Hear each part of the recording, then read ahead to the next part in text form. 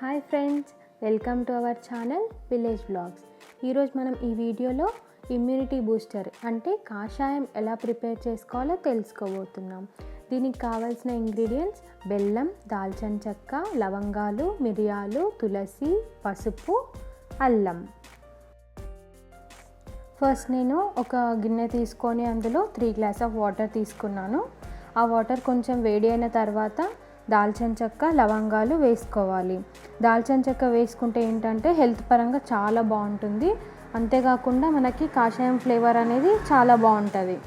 తర్వాత లవంగాలు, దీనివల్ల ఉపయోగం ఏమిటంటే మనకి కడుపులో ఏదైనా మంటలా ఉన్నా అవి తొందరగా తగ్గిపోతాయి అండ్ చాలా రిలీఫ్గా ఉంటుంది.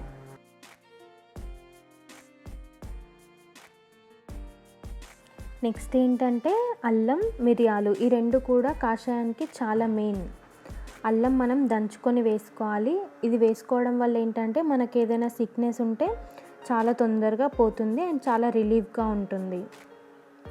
నెక్స్ట్ తులసి, ఇది వేసుకోవడం వల్ల ఏంటంటే దాని ఫ్లేవర్ అనేది యాడ్ అవుతుంది. దానివల్ల మనకు జలుబు అనేది రాకుండా ఉంటుంది.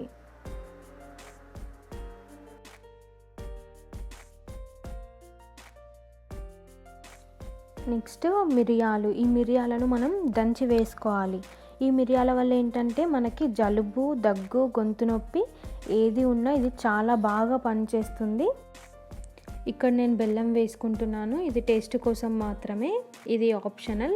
వేసుకోవాలనుకుంటే వేసుకోవచ్చు, లేకపోతే లేదు.